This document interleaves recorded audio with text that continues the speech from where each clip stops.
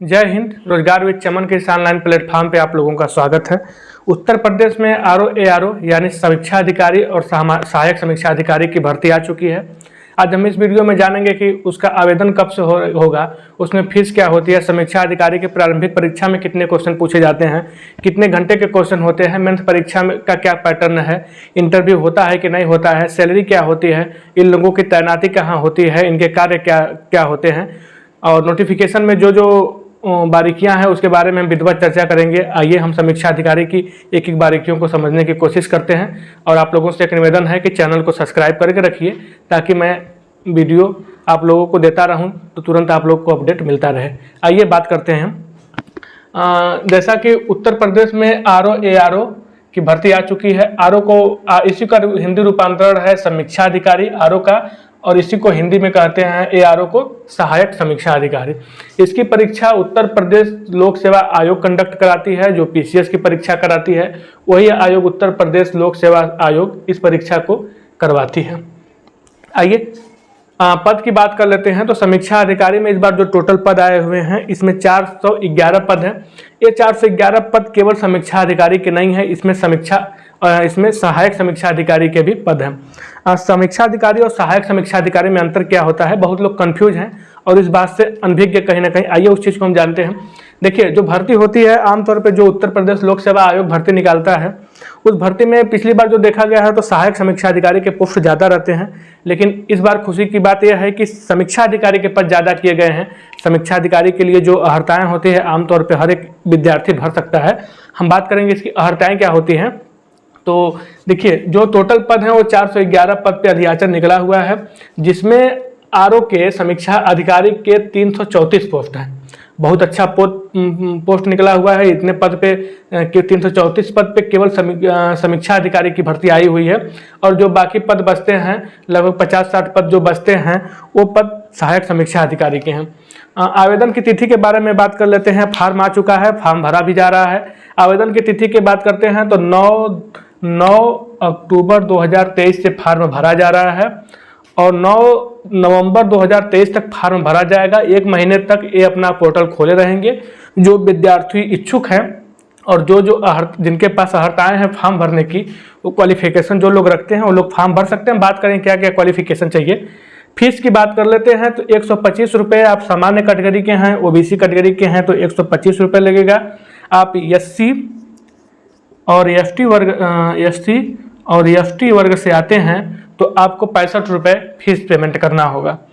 परीक्षा की तिथि की बात कर लेते हैं। आयोग ने अभी परीक्षा का एक निश्चित तिथि निर्धारित नहीं किया है, लेकिन फरवरी माह में संभावित तिथि है कि फरवरी माह में आपका एग्जाम कंडक्ट करा लिया जाएगा। तो आपके पास बहुत ज़्यादा समय नहीं है, आप लग जाइए। अहर्ताएँ की बात कर लेते हैं, क्वालिफिकेशन की बात कर लेते हैं। तो इसमें जो समीक्षा अधिकारी का पद होता है, वो जो समीक्षा अधिकारी के पद होते हैं इनके लिए आपको कम से कम ग्रेजुएशन होना चाहिए, स्नातक होना चाहिए। आप किसी भी विषय से, भारत के किसी भी कॉलेज से, यूनिवर्सिटी से आपने स्नातक किया है तो यह आप फॉर्म भर सकते हैं। लेकिन आप अगर एआरओ का फॉर्म भरना चाहते हैं तो आप केवल ग्रेजुएशन स्नातक के क्वालिफिकेशन पे, उसके बेस पे आप यह फॉर्म नहीं भर सकते। आप अगर एआरओ यानी सहायक समीक्षा अधिकारी का फॉर्म भरना चाहते हैं तो आपको ग्रेजुएशन होना चाहिए। ग्रेजुएशन के साथ साथ आपको एक कंप्यूटर में ओ लेवल की डिग्री आती है, वो आपके पास होना चाहिए। और आप ओ लेवल की डिग्री के पास, जैसे आप जो परीक्षाएं होती हैं आप उसको पास कर लेते हैं तो आपके टाइपिंग टेस्ट भी होते हैं, उसके बाद आप सहायक समीक्षा अधिकारी बन पाएंगे। दोनों परीक्षाएं क्या अलग अलग होती हैं, दोनों परीक्षाओं का प्रारूप अलग अलग होता है। हम आगे बात करते हैं उस बारे में जो आपके अंदर संशय और भ्रम बना हुआ है। वेतन की हम बाद में बात करते हैं, क्योंकि वेतन लास्ट की बात है, अंतिम प्रक्रिया है, तो हम वेतन की बाद में बात करते हैं। जो परीक्षाएं होती हैं इसमें कितने प्रश्न पूछते हैं, तो पहले दिन 2 एग्जाम लेते हैं। जो समीक्षा अधिकारी की पहली परीक्षा प्रारंभिक परीक्षा होती है, इसमें 2 एग्जाम होता है। पहला पेपर आपका होगा सामान्य अध्ययन से, जिसमें आपके इतिहास के क्वेश्चन रहेंगे, भूगोल के क्वेश्चन रहेंगे, पर्यावरण के क्वेश्चन रहेंगे, जनसंख्या के प्रश्न रहेंगे, यूपी स्पेशल के प्रश्न रहेंगे, करंट अफेयर्स के प्रश्न रहेंगे। और मतलब सामान्य अध्ययन में जो भी प्रश्न, पर्यावरण, इतिहास, भूगोल, पॉलिटी वगैरह सारे सब्जेक्ट को का मिक्स करके वहाँ से क्वेश्चन लेकर अपना 140 नंबर का प्रश्न बनाएंगे। उसमें आपको 2 घंटे का समय दिया जाएगा 140 नंबर करने के लिए। उसके बाद उसी दिन फर्स्ट मीटिंग में पेपर होता है, उसी दिन सेकेंड मीटिंग में एक पेपर होता है, उसमें केवल हिंदी रहती है। हिंदी के 60 प्रश्न पूछते हैं और सबसे बड़ी और सबसे अच्छी बात यह है कि हिंदी का एक पाठ्यक्रम निर्धारित है। यह केवल 6 टॉपिक से प्रश्न पूछते हैं, 6 टॉपिक से प्रश्न पूछते हैं। उस टॉपिक के बारे में हम विस्तृत चर्चा करेंगे, प्रश्न के बारे में कि प्रश्न कहाँ से पूछे जाते हैं, इसके सिलेबस के बारीकियों के बारे में। लेकिन एक हम हल्का फुल्का इस वीडियो में समझ लेते हैं कि केवल 6 टॉपिक से, हिंदी के 6 टॉपिक से 60 क्वेश्चन पूछ देते हैं। तो बहुत बड़ा, कम मेहनत में आप ज़्यादा क्वेश्चन कर सकते हैं, क्योंकि आपको 6 टॉपिक टच करना है। एक टॉपिक से 10 क्वेश्चन पूछेंगे और आपका 60 नंबर यहाँ से मिल जाएगा। तो ये बहुत बड़ा नंबर आपका यहाँ से मिलता है। अगर आप थोड़ा कम नंबर कर देते हैं, अगर आप सामान्य अध्ययन में कमज़ोर हैं या वहाँ तक नहीं पहुँच पाते हैं अगर, तो आप हिंदी में मेहनत करके एक अच्छा खासा नंबर ला सकते हैं। सामान्य अध्ययन के लिए 2 घंटे देते हैं 140 प्रश्न के लिए। जो हिंदी का सेकेंड पेपर होता है इसके लिए ये 1 घंटे देते हैं 60 प्रश्न के लिए। टोटल क्वेश्चन हो गया हमारा 140 और 60 200 नंबर का। इसी 200 नंबर पे मिला के मेरिट बनती है। जो लोग मेरिट में आते हैं उनको मेंस एग्जाम के लिए बुलाया जाता है। हाँ, अब एक बात समझ लेते हैं, क्या समीक्षा अधिकारी और सहायक समीक्षा अधिकारी के अलग अलग पेपर होते हैं? पेपर का पैटर्न अलग अलग है? बिल्कुल नहीं। आप फॉर्म भरेंगे तो फॉर्म में आपका आप फॉर्म जब भरेंगे तो ये दोनों पर टिक लग जाएगा कि मैं दोनों के लिए फॉर्म भर रहा हूँ। ऐसा ऑप्शन नहीं है कि आप एक के लिए फॉर्म भर सकते हैं, ऑटोमेटिक दोनों के लिए फिल हो जाएगा। हाँ, उसमें मांगा कि क्या आपके पास वो लेवल है, आप टाइपिंग मतलब कर पाएंगे, आपके पास वो मतलब क्षमता है टाइपिंग पास करने की, तो आप उस पर यस या नो का टिक लगाना होता है। तो परीक्षाएं दोनों सेम होती हैं, परीक्षाएं दोनों की एक ही प्रश्न का प्रारूप होता है, सेम परीक्षाएं होती हैं। और समीक्षा अधिकारी के कैंडिडेट और सहायक समीक्षा अधिकारी कैंडिडेट दोनों एक ही परीक्षा में बैठते हैं, एक ही साथ बैठते हैं। हाँ, एक चीज़ है कि आपको समीक्षा अधिकारी बनना है तो नंबर थोड़ा ज़्यादा चाहिए उसके लिए, और आपको सहायक समीक्षा अधिकारी की कट ऑफ इसके तुलना में थोड़ी कम जाती है। जैसे कि समीक्षा अधिकारी के जो पद होते हैं इसके कट ऑफ ज़्यादा जाते हैं, और जिनका कम नंबर आता है उस समीक्षा जब रिजल्ट आएगा तो उस पर लिख जाएगा कि आप आरओ के लिए क्वालिफाई हुए हैं या एआरओ के लिए क्वालिफाई हुए हैं। तो आप आरओ के लिए क्वालिफाई हुए हैं तो आपके लिए तो बस ग्रेजुएशन है, उसके बाद तो आप अगली प्रक्रिया में बैठने के लिए एलिजिबल हैं। लेकिन अगर आपका कम नंबर है, आप एआरओ के लिए क्वालिफाई होते हैं, तो उसके लिए आपको ओ लेवल होना चाहिए आपके पास, और टाइपिंग होनी चाहिए। लेकिन उस पर आपका रिजल्ट पे लिख देगा। तो अगर आप पास करते हैं कोई भी इसमें, पास करने के बाद आरओ एआरओ का जो प्रारंभिक परीक्षा होता है आप इसको पास कर लेते हैं, उस मेरिट को क्रॉस कर लेते हैं, तो उसके बाद ये मेंस का एग्ज़ाम लेते हैं। मेंस के एग्ज़ाम में जो 2 पेपर होता है, मेंस के एग्ज़ाम में ये निबंध पूछते हैं। किसी इशू पे निबंध लिखना होता है, जो त्वरित घटना, जो ज्वलंत घटनाएं हैं, जो घटनाएं घट चुकी हैं, या जो घटनाएं अभी लाइट में हैं, जो चर्चा का विषय है, उस पर निबंध लिखना होता है। निबंध लिखना होता है और उसके बाद पत्र लिखना होता है, लेटर लिखना होता है कि लेटर क्या प्रारूप क्या होता है। किसी डीएम साहब को अगर गांव में मलेरिया फैल रहा है तो उसके लिए क्या लेटर लिखें, गांव में कोई दिक्कत है, परेशानी है तो उसके लिए कैसे लेटर, मतलब मिला जुला कर लेटर आपको लिखना होता है। और उसके बाद और सामान्य अध्ययन का भी पेपर होता है। मेंस में एक सामान्य अध्ययन का प्रश्न होता है। जो भी जीएस का प्रश्न होता है वो डिस्क्रिप्टिव नहीं होता, वो लिखना आपको नहीं होता। जैसे प्रारंभिक परीक्षा में सामान्य अध्ययन के प्रश्न पूछते हैं, टिक लगाना होता है, 4 प्रश्न एक क्वेश्चन पूछते हैं, उसमें 4 प्रश्न रहते हैं, जो सही होता है उस गोले को आपको भरना होता है। उसी तरह मेंस परीक्षा में भी एक सामान्य अध्ययन का प्रश्न पूछते हैं, उसमें आपको केवल गोला भरना होता है। डिस्क्रिप्टिव क्वेश्चन नहीं रहते हैं, ऑब्जेक्टिव क्वेश्चन रहते हैं। फिर आपको निबंध लिखना पड़ता है, पत्र